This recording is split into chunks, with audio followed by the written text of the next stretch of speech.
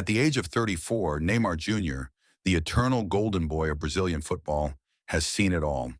From the magical nights in Barcelona to the golden sun of Saudi Arabia, his career has been a roller coaster of pure brilliance and chaotic controversy. He is a man loved by millions but hunted by many. Throughout his journey, Neymar hasn't just faced tough defenders. He has faced critics, betrayals, and bitter rivals who tried to break his spirit. They called him a diver. They called him a showman. They even tried to erase his legacy. But now, as he reflects on a career defined by both glory and scars, the Brazilian superstar is no longer staying silent. For the first time, we dive deep into the dark side of his world. Who are the people that truly cross the line? Who are the ones that Neymar, the man who dances through challenges, simply cannot forgive? Get ready, because today we are counting down the 5 names that Neymar Jr. hates the most in the football world. You might think you know the drama, but some of these names will leave you absolutely speechless. Let's get into it. Number 5, Chris Sutton. For Neymar, the football pitch is a stage for joy, but to Chris Sutton, it was often a place for harsh and relentless judgment. The former English striker turned pundit became one of Neymar's most vocal critics, especially during the global spectacles of the World Cup. Sutton didn't just analyze the game, he attacked Neymar's character, famously branding him as pathetic and a disgrace for his perceived theatrics on the field. Imagine being one of the most fouled players in history, carrying the weight of an entire nation's dreams, only to hear a voice from a television studio thousands of miles away calling you a cheat. To Neymar, Sutton represents a specific type of European arrogance that refuses to understand the flair and the suffering of South American players. The Brazilian star feels that critics like Sutton ignited a worldwide narrative that made referees hesitant to protect him, leading to the brutal tackles that eventually derailed his prime years. At 34, looking back at the injuries that stole his joy, Neymar sees Sutton not as a fair analyst, but as a man who helped build the cage of negativity that surrounded his career. It is a deep-seated resentment against someone who chose to mock his pain rather than respect his genius. Number 4, Joey Barton. While some critics use statistics to hide their bias, Joey Barton used a megaphone of pure mockery. The former English midfielder is perhaps the most outspoken hater in Neymar's career. Long before Neymar even stepped foot in Europe, Barton was already firing shots from across the ocean, famously describing the Brazilian prodigy as the Justin Bieber of football. To Barton, Neymar was nothing more than cat piss on the grand stage of legends. He viewed Neymar's flair as a sign of weakness and his worldwide fame as a product of marketing rather than talent. For a player like Neymar, who prides himself on being the heir to Pelé and the joy of the Joga Bonito, these weren't just insults.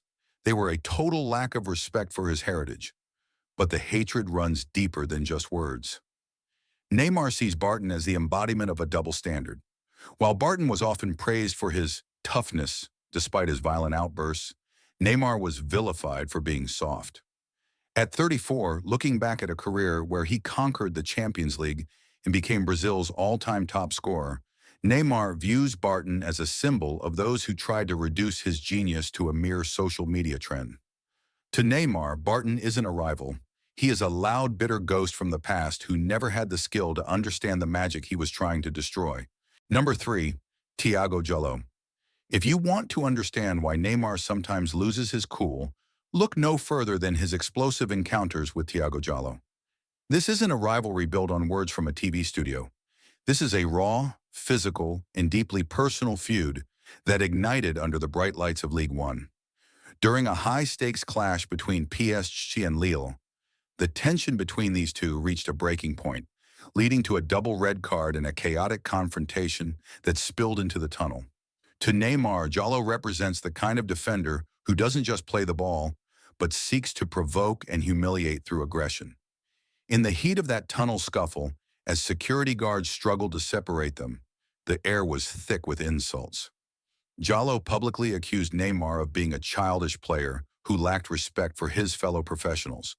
But for Neymar at 34, the memory of Thiago Jallo is a reminder of a constant struggle in his career, the fine line between flair and provocation. He hates how players like JLo are often portrayed as tough heroes for simply trying to kick him off the pitch. Neymar views this hatred as a two-way street. He despises the way Jallo tried to make a name for himself by becoming the man who could rattle the world's most expensive player. To Neymar, Jallo isn't just an opponent. He is the personification of the bitterness he had to endure every single weekend in France. Number 2, Luis Campos. Most enemies are found on the opposite side of the pitch, but for Neymar, one of his deepest resentments sat right in his own boardroom. When Luis Campos arrived at Paris Saint-Germain as the sporting director, the atmosphere changed instantly. To Neymar, Campos wasn't just a director. He was the architect of an exit plan that felt like a cold-blooded betrayal of his loyalty to the club. The tension between them was never a secret. Reports of heated arguments in the dressing room leaked to the press, describing a toxic relationship where Campos openly questioned Neymar's commitment and professionalism. Neymar felt that while he was fighting through pain and surgeries to bring glory to Paris, Campos was working behind the scenes to dismantle his legacy, treating him like an unwanted burden rather than a global icon. At 34, looking back at his departure to Saudi Arabia, Neymar views Campos as the man who forced his hand. He hates the way he was portrayed as a problem child just to justify a new sporting project centered around other stars. To Neymar, Campos represents the cold, corporate side of football, a man who values spreadsheets over soul and politics over the magic of the game. The silence between them today speaks louder than any shout, a permanent scar from a time when Neymar felt his own club had turned its back on him. Number 1, Alvaro Gonzalez. Of all the battles Neymar has fought, none have been as poisonous or as painful as his war with Alvaro Gonzalez. This is not about a lost game or a missed trophy. It is about a moment that shattered the spirit of the game itself. During the explosive Le Classique in 2020, the world watched in shock as Neymar was sent off. But as he left the pitch, he looked into the cameras and shouted a truth that would ignite a fire across the globe. Neymar accused Gonzalez of hurling racial slurs at him, striking a nerve that goes far beyond football. To Neymar, Alvaro represents the darkest shadow of the sport, the ignorance and hatred that targets a person's identity. The Brazilian star was devastated not just by the words, but by the lack of clear consequences that followed. He felt abandoned by the system, left to defend his own honor against a man who denied everything. At 34, the anger hasn't faded.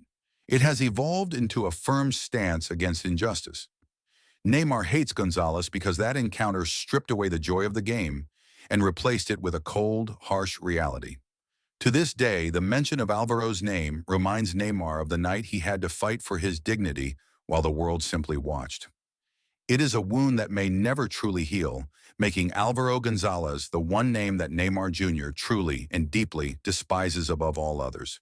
5 names, 5 stories of conflict that shaped the man we know as Neymar Jr. Whether it was the battle against prejudice or the clash with boardroom politics, these rivalries show us that even the brightest stars have to fight through the shadows. But what about you? Do you think Neymar was right to hold these grudges, or is he simply too emotional? And who do you think is his biggest enemy that we might have missed? Don't forget to drop a comment below. I read every single one of them. If you enjoyed this deep dive into the world of football, smash that like button and subscribe to the channel. We have more untold stories of your favorite legends coming your way. Thank you for watching, and we'll see you in the next one. Peace.